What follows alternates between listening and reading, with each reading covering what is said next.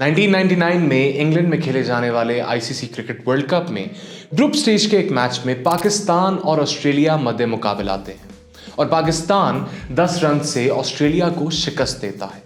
सकलैन मुश्ताक, इंजमाम उल हक और वसीम अकरम की individual performances के बाइस वसीम अकरम की ये टीम स्टीव वॉ की ऑस्ट्रेलिया को हराने में कामयाब होती है। लेकिन उस शिकस्त के बाद ऑस्ट्रेलिया की क्रिकेट वर्ल्ड कप्स में एक अनबीटन स्ट्रीक का आगाज हुआ और इस स्ट्रीक के नतीजे में ऑस्ट्रेलिया ने 1999 वर्ल्ड कप के फाइनल में पाकिस्तान को शिकस्त दी, फिर सब्सीक्वेंटली 2003 वर्ल्ड कप के फाइनल में इंडिया को और 2007 वर्ल्ड कप के फाइनल में श्रीलंका को शिकस्त देकर पै दर पै 3 ओडीआई वर्ल्ड कप्स अपने नाम की। 34 मैचेस और 12 साल के अरसे पर फैली ऑस्ट्रेलिया की इस अनबीटन स्ट्रीक ने ऑस्ट्रेलिया को 21वीं सदी की सबसे बड़ी क्रिकेटिंग कुव्वत बनाया और इस स्टेटस को इन्फोर्स किया।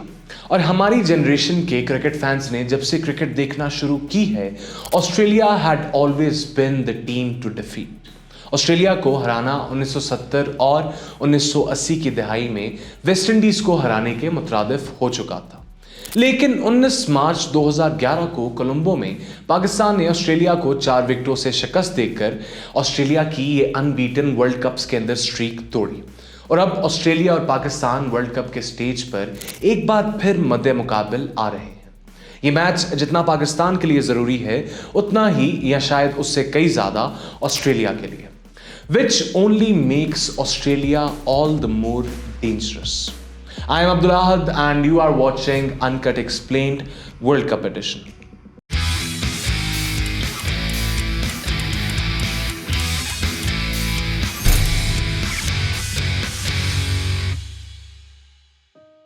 हमारे पिछले एपिसोड से लेकर अब तक वर्ल्ड कप 2023 के इक़्तिबास में बहुत सी डेवलपमेंट्स हो चुकी हैं।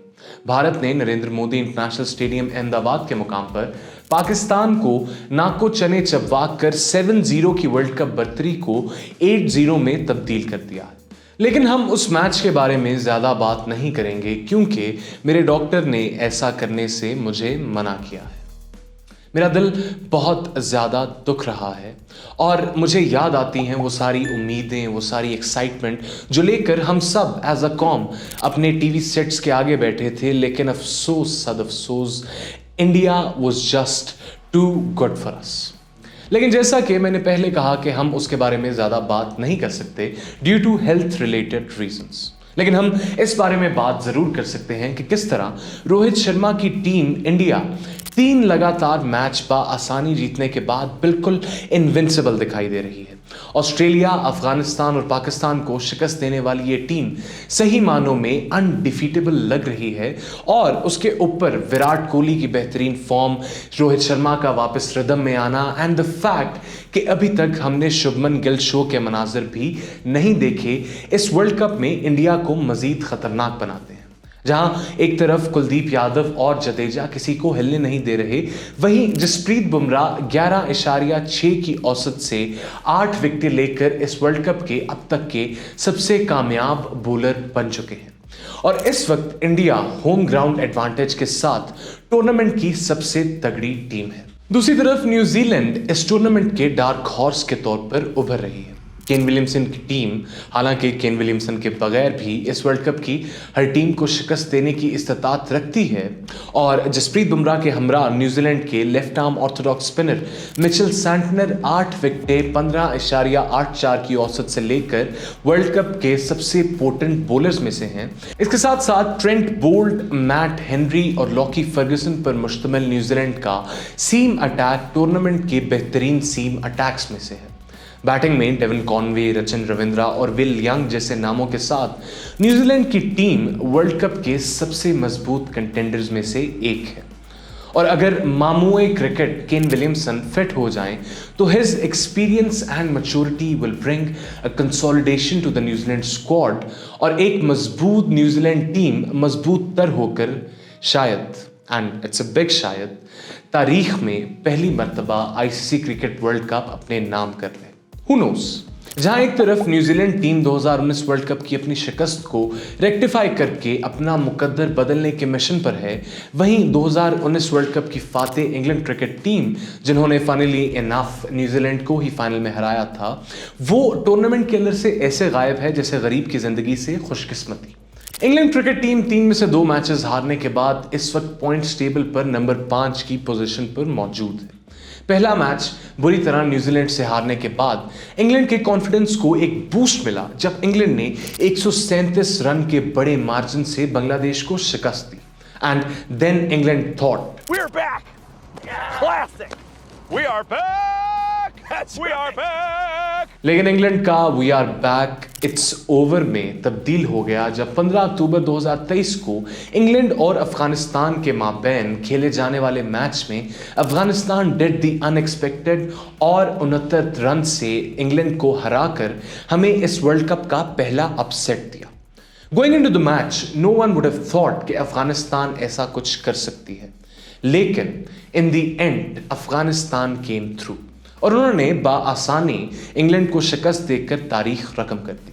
और शायद ये मैच अफगानिस्तान क्रिकेट की तारीख का सबसे अहम और सबसे बड़ा मैच हो और अफगानिस्तान ने पूरे टूर्नामेंट में बाकी तमाम टीमों के लिए खतरे की घंटियां बजा दी।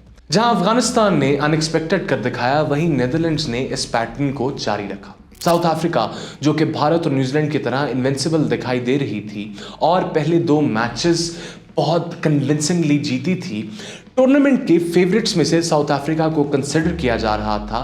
ये जब नेदरलैंड से हार गए तो एवरीवन वाज टेकन अबैक।